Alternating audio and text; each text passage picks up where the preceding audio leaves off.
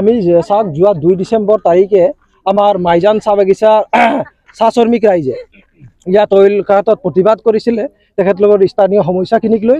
ইয়াত আপোনালোকে জানে 2022 চনত ডাঙৰ মানে হেৰি হৈছিলে, গৰাখহনীয়া হৈছিলে, য'ত নেকি 1000-2000 মানে মাটি গ'ল, যাৰ কাৰণে একেবাৰে পংগু স্বৰূপ হৈ গ'ল মাইজান চাহ বাগিচাখন। তেনে ক্ষেত্ৰতে মাইজান চাহ বাগিচাৰ নিকটৱৰ্তী প্ৰায় 1.5 কিলোমিটাৰ নিলগত ব্ৰহ্মপুত্ৰ থকা ঠাইতে ইয়াত অইল ইণ্ডিয়াই তৈল ক্ষেত্ৰ খনন কাৰ্যসূচী বা তেখেতলোকৰ কেন্দ্ৰটো নিৰ্মাণ কৰিছে, যাৰ ফলত ভাইব্ৰেশ্যন হৈ শীতকালীন অৱস্থাটো তাত মানে গৰাখহনীয়াৰ প্ৰবলটো দেখা গৈছে।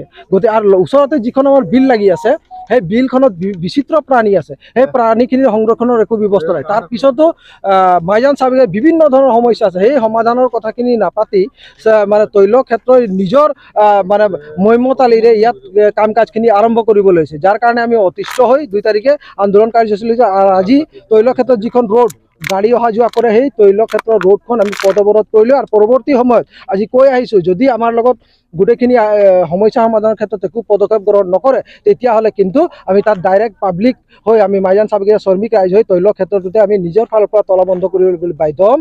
আৰু এই ক্ষেত্ৰত যেনেকুৱা ধৰণৰ প্ৰশাসনে ব্যৱস্থা ল'ব লাগিছিলে বা কথাখিনি আলোচনা কৰিব লাগিছিলে বা মধ্যস্থৰ ব্যৱস্থা কৰিব লাগিছিলে, সেইখিনি নকৰাৰ কাৰণে আজি এইটো পৰ্যায়ে আহিছে। আৰু এই আন্দোলন হয়তো ব্যাপক ৰূপ ল'ব।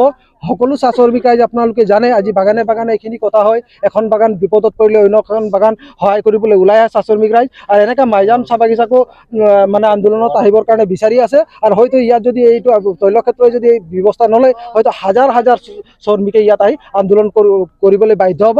আৰু এই তৈল খাতখন সম্পূৰ্ণৰূপে বন্ধ কৰাৰ কাৰণে ভাৰত চৰকাৰ, অসম চৰকাৰক দাবী জনাব আৰু কৰিবই, মুঠতে যিকোনো আন্দোলন কৰিব মানে এই ক্ষেত্ৰত সেনেকুৱা ধৰণৰ পৰিস্থিতি সৃষ্টি।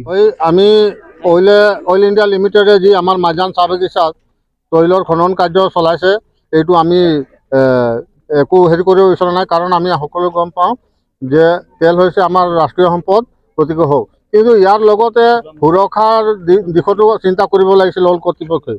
কিন্তু আমি দেখিবলৈ পাইছোঁ অইল ইণ্ডিয়া কৰ্তৃপক্ষই এই আশে পাশে থকা শ্ৰমিকসকলৰ আৱাস গৃহ আছে, কাষতে ব্ৰহ্মপুত্ৰ আছে, ওচৰতে মাইজান বিলখন আছে, কিন্তু তেখেতসকলে কিন্তু এই সুৰক্ষাৰ ক্ষেত্ৰত একো কৰিব লগা আমি দেখি পোৱা নাই।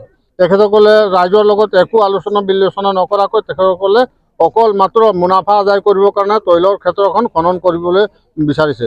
এইটো আমি কেতিয়াও সহ্য নকৰোঁ। গতিকে ইতিমধ্যে আমি যোৱা 2 ডিচেম্বৰত আমি এখন স্মাৰক পত্ৰ তেখেতসকলক দিছোঁ। আৰু আমি আমাৰ যিখিনি স্থানীয় সমস্যাখিনি আছে, সমাধানৰ ক্ষেত্ৰত আমি তেখেতসকলক দাবী জনাইছোঁ। কিন্তু তেখেতসকলে আজি পৰ্যন্ত একো সঁহাৰি নজনোৱাৰ কাৰণে আজি আমি পুনৰ এই ধৰণৰ প্ৰতিবাদী কাৰ্যসূচী ল'বলৈ বাধ্য হৈছোঁ। আৰু আজি আমি চৰমভাৱে সকীয়াই দিব বিচাৰিছোঁ তেখেতসকলক। আজি আমি যিটো মুখ্য আলিবাট আছে, এই তেল খাতত যোৱা ৰাস্তা আমি অৱৰোধ কৰিছোঁ। আৰু যদি তেখেতসকলে এতিয়াও যদি আমাৰ ৰাইজৰ লগত আলোচনা বিলোচনা কৰি আমাৰ যিখিনি স্মাৰক পত্ৰত দাবীখিনি উল্লেখ আছে, সেইখিনি সমাধানৰ ক্ষেত্ৰত তেখেতসকলে যদি ব্যৱস্থা নকৰে, কিন্তু ইয়াতকৈ আমি তীব্ৰ আন্দোলন কৰি যাম বুলি আজি আপোনালোকৰ জৰিয়তে তেখেতসকলক সকীয়াই দিলোঁ।